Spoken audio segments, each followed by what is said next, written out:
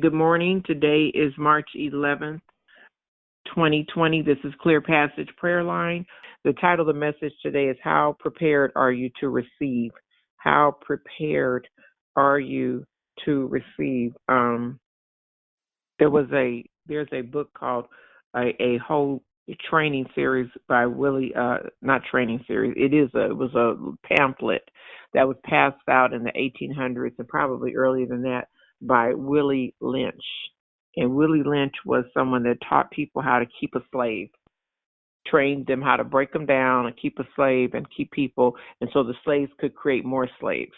And you should read it. It's very powerful, and you'll be surprised at how much of that stuff has carried over into our culture and to in the United States. And it's not just for Black people, but it was a mechanism on how to keep people up in oppression.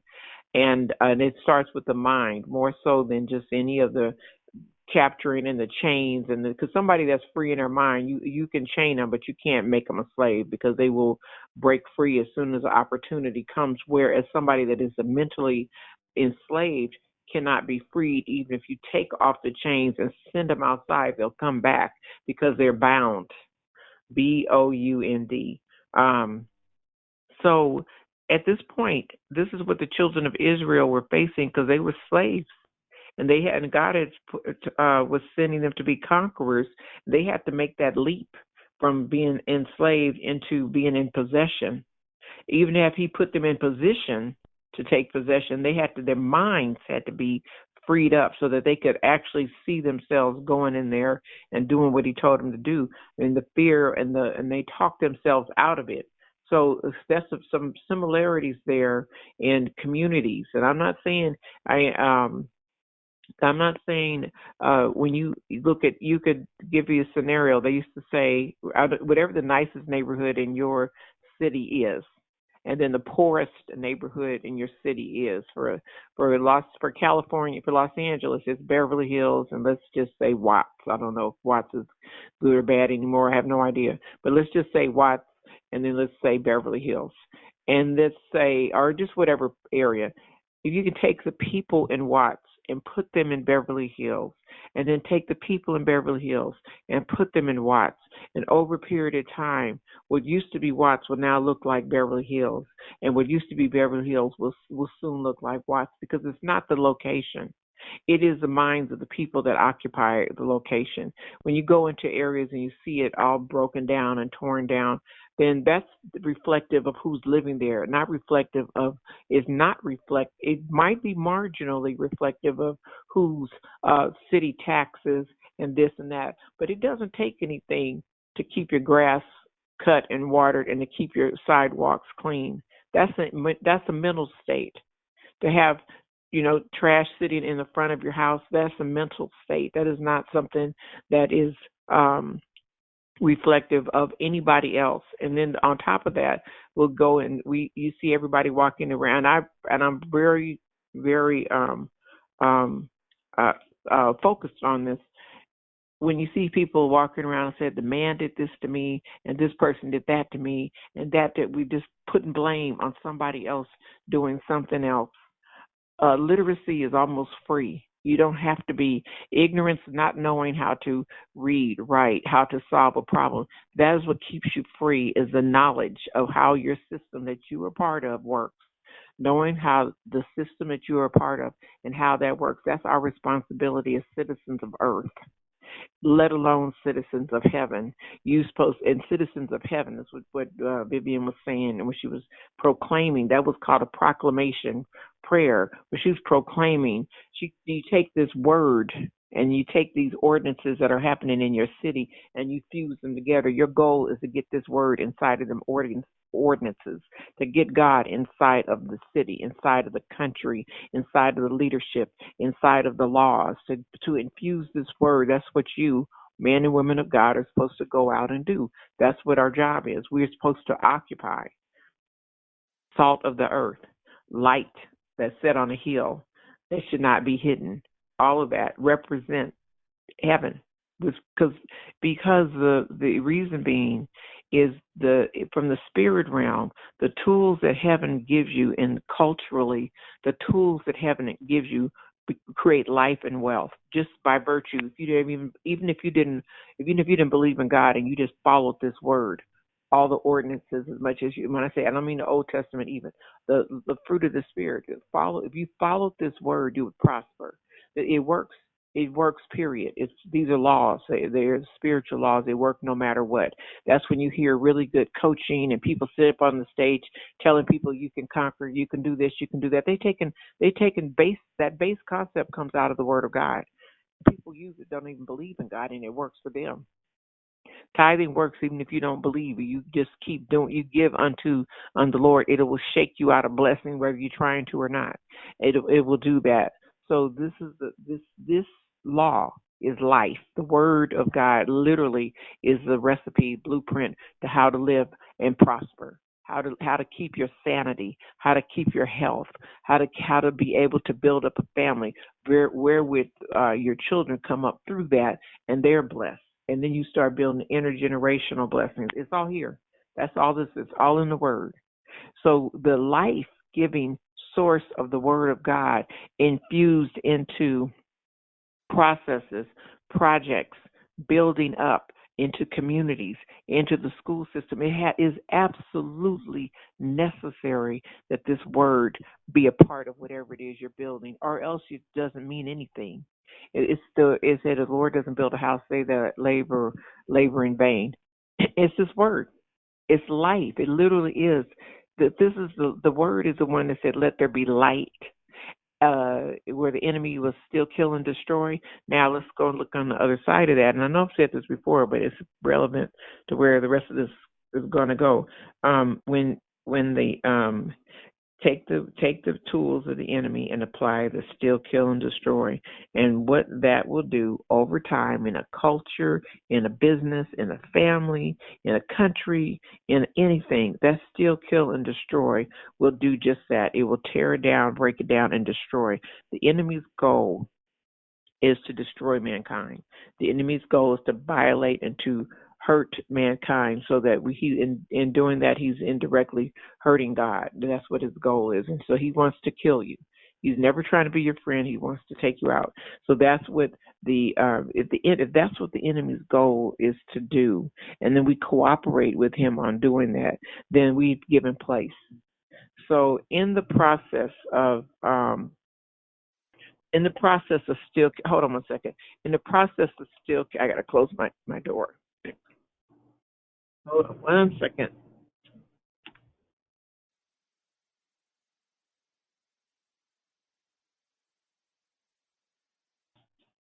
So in the process of the steal, kill, and destroy, people have come up with systems. So slavery is a system. It's demonically based, but it's a system. So when we're looking in the United States, and we're looking at all kinds of situations where the enemy has gone from individual, his ideas have matriculated up to being systems. So when when individual says, I don't want to pray and I don't want to believe God, or I hate God, or whatever individual says that, then a few come together and agree, yeah, we don't want to pray. Then, okay, you know what? We don't want our kids to pray. Bigger than that, we don't want the entire school system to pray. See how it just matriculated up from an individual that is coming against the plans of God, systematizing that thing, and coming in and has now launched it into laws, into things that are much bigger. And that's why I've been saying all along, catch it early, pay attention to the what is happening in your spaces and in your areas and your communities. Pay attention to it early, because if you don't, by the time you have to address it, it's affecting you. Just like if people across the street don't want to pray, that's one thing. But when they start taking away your right to do it, then that becomes another thing. And they're pushing an agenda. The enemy has an agenda. God has an agenda. And you have to be willing to go in and do God's agenda. You have to be willing. Somebody has to stand in position to take possession. Somebody has to be in position. Okay.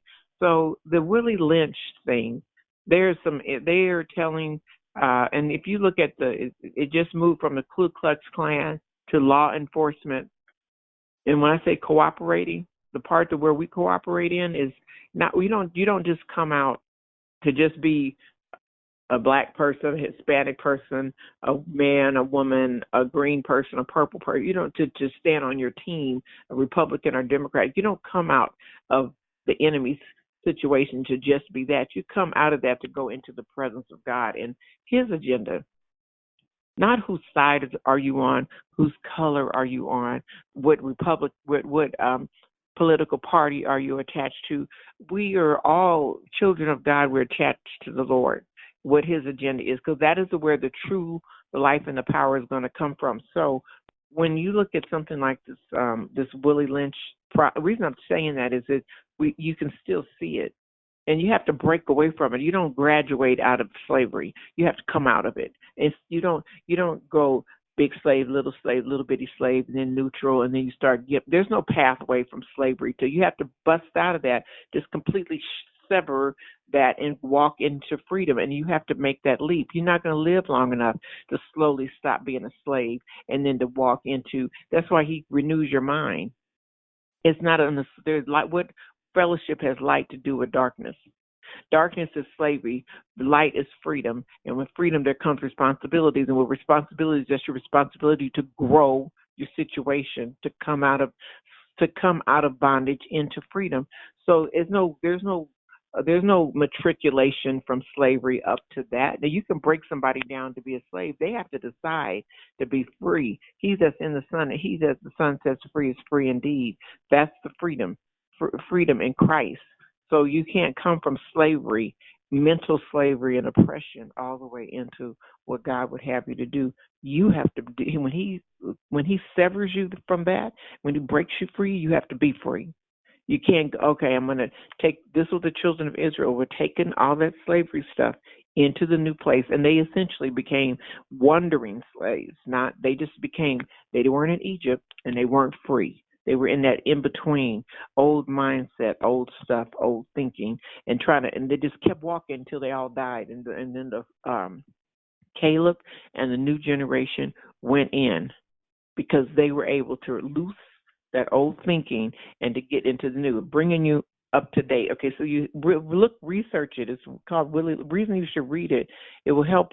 You will see, literally in the writing, you will see it in our culture today. What he wrote and told slave owners how to keep a slave. You will see it in the cultures today. You will see it. You can, and then all we're doing is perpetuating.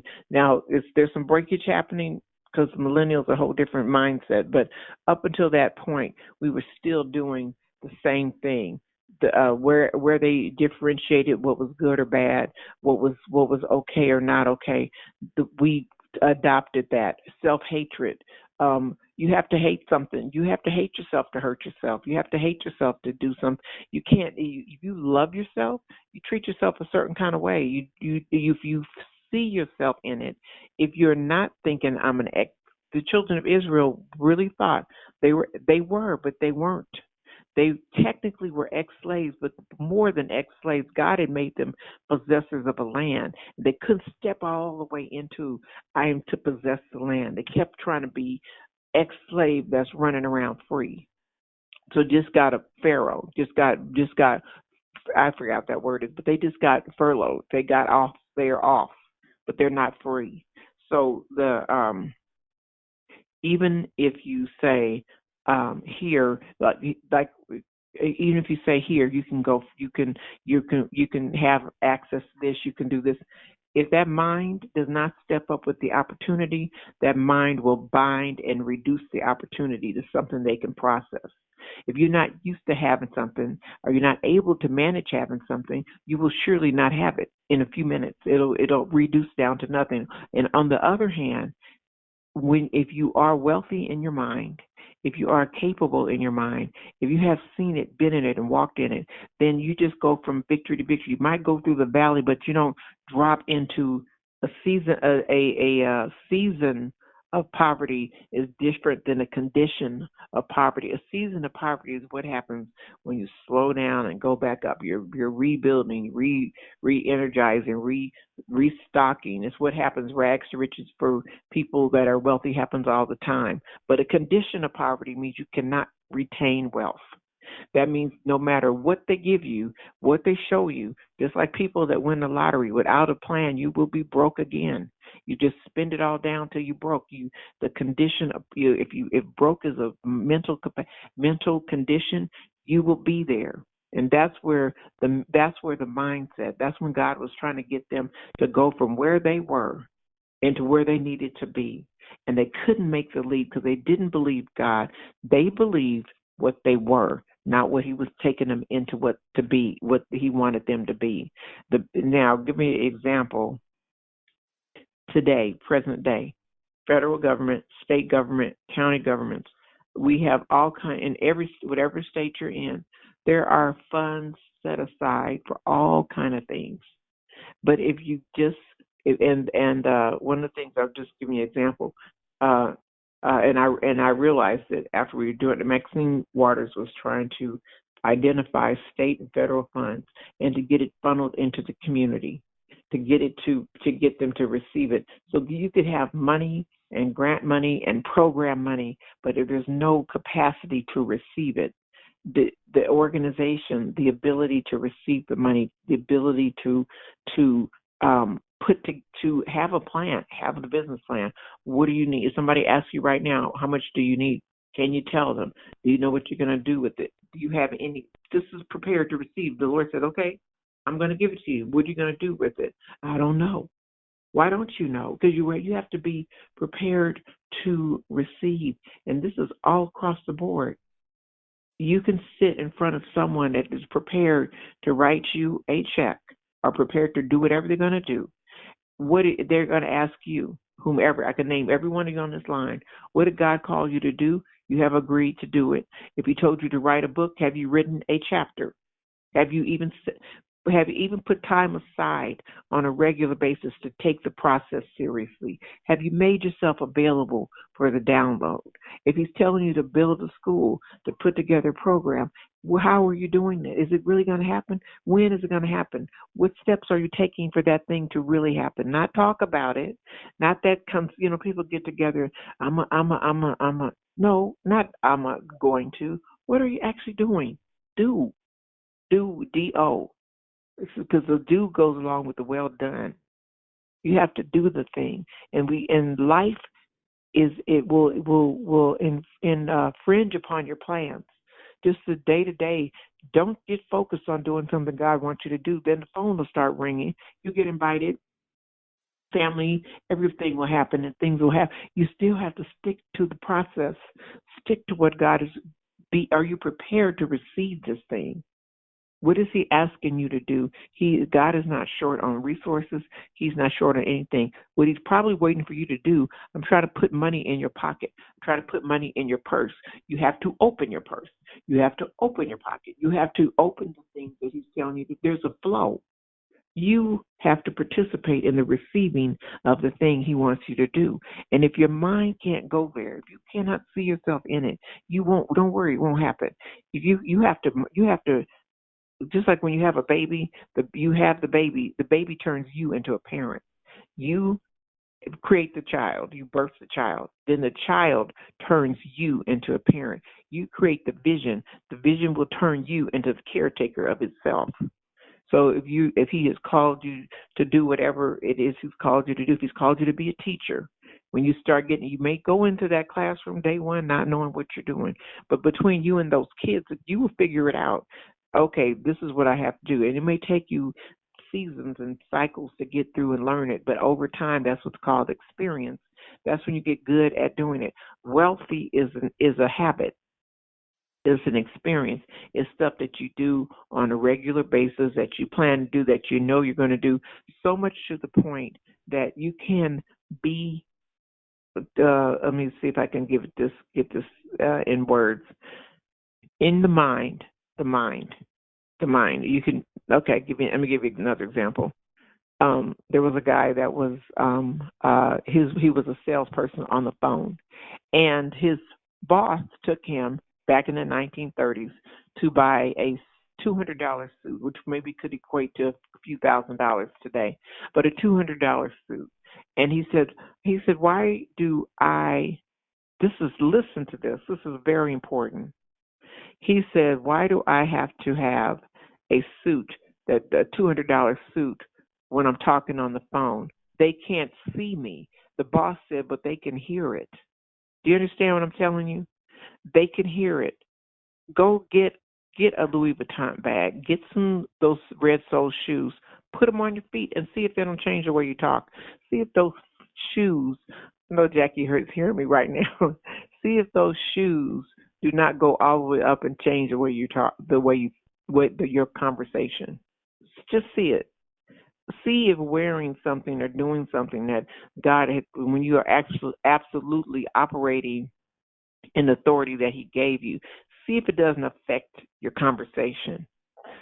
It will. It will affect you, because there is a difference. Broke is broke, and not broke, and walking, operating in wealth is operating in wealth. This is why I have always get ready for this thing. You cannot be sitting up there playing with Ritz crackers, and God's trying to get you over in somewhere else, and you still trying to be broke.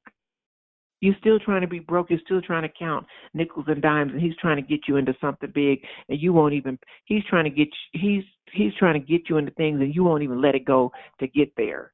He's trying to get you to walk into your blessing, and He's trying to get you a blessing, and you won't even spend the money to do the thing for you. He wants to get your brain bigger. You won't even go to school.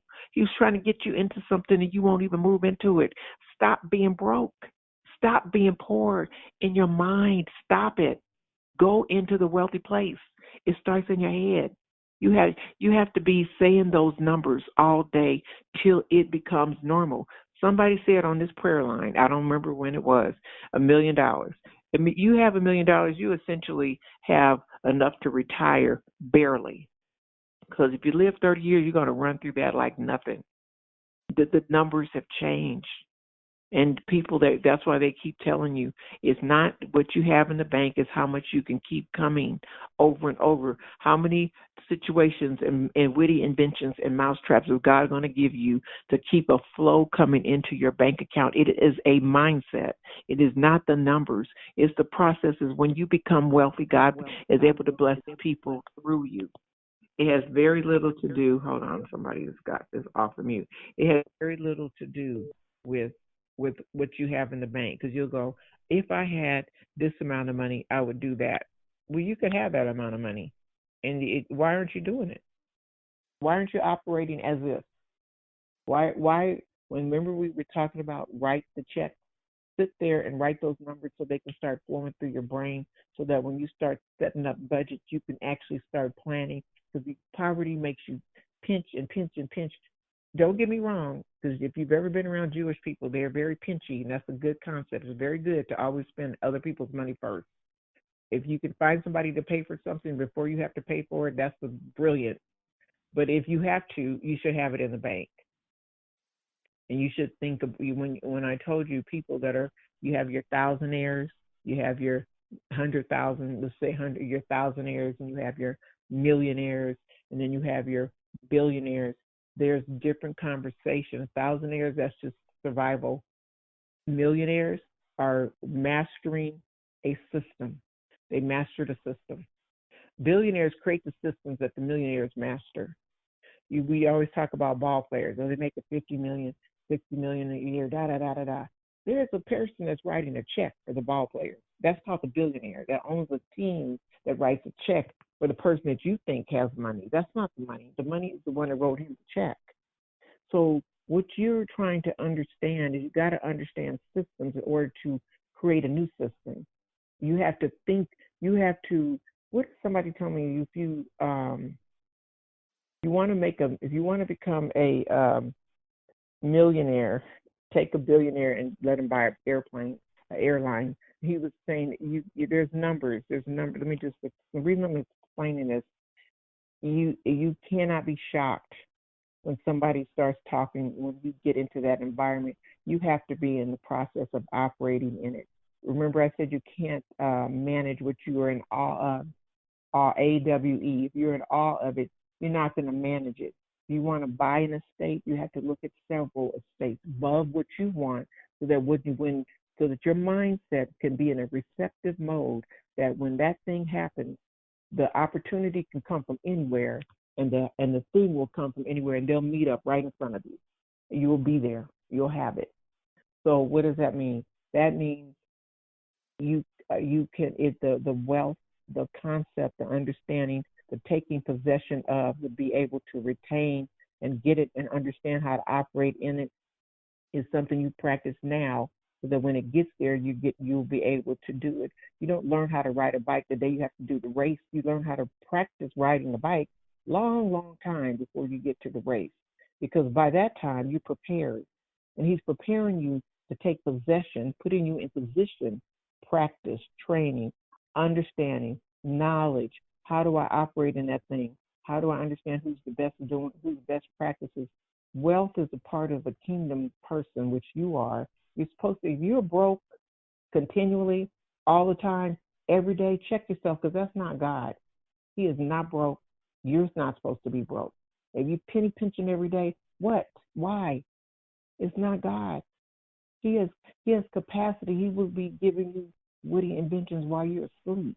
You'll be trying to figure out, how do I take this thing and make it into the next thing. You should be worried about, focused on, how do I process what he's already given me. He's given me blessings. He's given me resources. I got to sit and turn this raw material into that refined manufactured thing that he's given me. He has given you the wealth already. If you're born in America, you pretty much have the wealth. You have to figure out how to translate this raw data, raw information, into the thing that he wants to turn it into. Blessing, whatever that is. The capacity and the ability to make that happen, you own it already. It's already there. He already gave you the situation. He's telling you to go and possess the land. What does that require? Okay. So I'm gonna go back real quick. This is kind of culmination of what we've been talking about. Writing the count. I told you guys about the counting out. Count out the money. Count it out. Get used to it. It is a normal process. If you are thinking about, you're not gonna save your way. Okay, here we go. You're not gonna save your way to several $1 million. That's got to come from somewhere. You're not gonna take all of whatever you're doing right now and get to that. You have to step into. That's a new realm. REALM. That's a new realm. Just like you have spirit realms, you have realms of wealth, realms of money. You can't get there from here. You're not going to save up on it. You're going to walk in somewhere, and you're going to tell somebody, whether it's a government, whether it's an investor, whether it's a friend, whether it's a connection. You're going to have that thing ready, and then God will lead you into a place where that person can say, "Oh yeah, I like what you're doing." Okay, da da da da da. They'll do it, and you should be totally expecting it, because when they tell you, "Okay, Jackie, Vivian, Gloria, Lori, okay, I will give you $10, $15 million. What are you going to do with it?" You need to be able, without your eyes bobbing out your head, you need to be able to open up your paper. This is what we're going to do. We're going to allocate this, da da da da da da da. That's called a plan. That means that I was prepared to receive this thing. I knew it was coming. I'm prepared to receive it. I knew it was coming all the time. And when they start talking about it, you can negotiate. If nobody's ever set those numbers to you, when you get them, you're not going to be prepared. If you're going, "Ooh, that's not the time." When they say, "Okay, we're going to give you this and this," you should have already been planning that for that to come in. And you should already have a plan on what you're getting ready to do with it. This is why I have said, every time I've said on the practice thing, the thing will manifest if you expect it to happen. Because something happens when you stand in expectation, the thing will manifest. I don't know the math on how it works. I know that God tells you something, you ask him for something, and then you just absolutely expect it, and it will manifest right in front of your eyeballs. I don't know any more on how it works other than it does. He said, according to your faith. Faith does something about poking through the veil of current reality into the unknown, unseen. If you can believe God to for that stuff, that treasure that's in the space called it does not yet appear. There's a space in your life called it does not yet appear. Write that down on a paper. There, you could write a door and say it does not yet appear. That means when you anything through that door, God did it. You didn't do it. It does not yet appear. It's more on the it does not yet appear side than what's inside on your side. You can function because before it becomes a reality, proof of it, before it becomes a reality, somebody put it on paper, somebody perceived it, conceptualized it, wrote it on paper, and then started working on the details. So they wrote the big idea and then started saying, okay, and then we're going to drill down and this is going to happen and that's going to happen. It's called a vision. And then when you start putting color and pink and ink and everything to your vision and start saying, and this will work like that and that'll work and that'll work, it starts to become reality. And then it starts to take a three-dimensional form. It goes for from your brain down on paper, two-dimensional. This could be anything. Two-dimensional paper, and then from two-dimensional paper it starts going into three-dimension, and then from three-dimension, guess what happens? Somebody, God himself, will infuse life into that thing, and it'll start to twitch. It'll start to move. It'll come to life. It's alive. Goes from your brain to paper to ideas, and you start sharing ideas, and then people say, oh yeah, that's a good idea. They catch on fire, and then they say yes, and then before you know it, you have a factory, you have a thing working, and it's called manifestation. It's got to manifest from somewhere. It's called receiving. In order to manifest this thing, your brain you need to be working way ahead of the situation. You should be able to see the thing in full operation before anybody else can. It's called a visionary. It's called when people design cars, when they design houses, when they design systems, when they design communities. One good practice: design a community.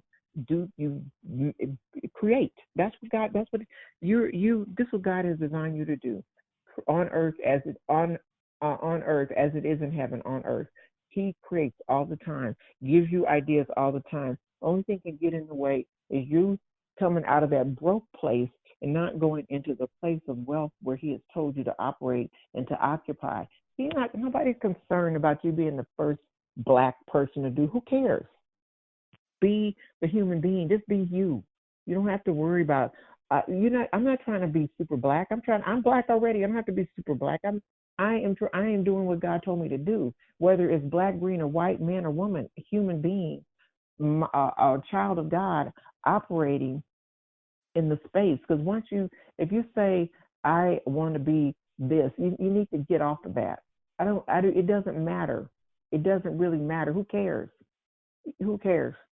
What are you going to add? If you start coming up with a plan, trust me, you've come up with a plan that is brilliant enough, you will get the attention of green, purple, orange, and white people, Black people, purple people. They don't care. People recognize brilliance. They recognize the next step. They recognize walking into the future. They recognize if I put money to this thing, it will move. If I put air in these tires, this car will run. That's what they understand. And if you start speaking the right conversation, a God conversation of creating what he has put in you to do in this earth realm, then you will manifest that thing and it will come to pass. And you won't be surprised when it happens. You'll be surprised. You'll be shocked and awe seeing the hand of God, but you always expected it. And it's a thing about miracles. It's amazing how it happens, but then you still knew it was going to happen. But when you see it, it still shocks you because it's how God did it. He does it with details. He brings in miraculous, just stuff happens. I cannot explain to you how many different times you will walk in your universe and God will bring this. He'll bring that. He'll drop it down. He pulls things together. He uses the orchestration of the entire universe to create something just for you. And you were supposed to be here at that time, but that thing to happen, and the timing is perfect. And it's amazing to see the hand of God in your life. If you would let go of the handlebars and let him handle you and take you into your blessing, you'll see something. If you will just stop being so little chinchy about it and believe God for the blessing, believe him for bigger than what you got in your brain. You want a five. Remember, I was telling you about a big estate versus a palace. What is God doing? What does He want to do through you? That's where your brain needs to be, not where you could feel comfortable, but where you're going to be uncomfortable with the big vision. But be uncomfortable and be great. Be uncomfortable. Let Him do it. Let Him take you all the way into that thing. And you may not know where you're going, but it's faith. By faith, by faith. You've seen it, you've been seeing it in His Word all day long. By faith, by faith. The impossible was happening by faith. Substance of things hoped for, evidence of things not seen. It will manifest. It manifests from a place called it does not yet appear. And you, who you are rolling with, the Alpha, Omega, beginning and the end, the I am that I am. That one that said, "Let there be light." That's who you're actually attached to. Is there something that you thinking in your mind that He can't do? Is there anything in your mind that you could conceive that He has asked you to do that He is not capable of manifesting in your life? What is there anything? Just think of it. Anything He can't do. Exactly. There is nothing that He can't do. So what are you doing? Are you holding up the process? You got to be prepared to receive. So let me go back to this quick, because we have to read the scriptures.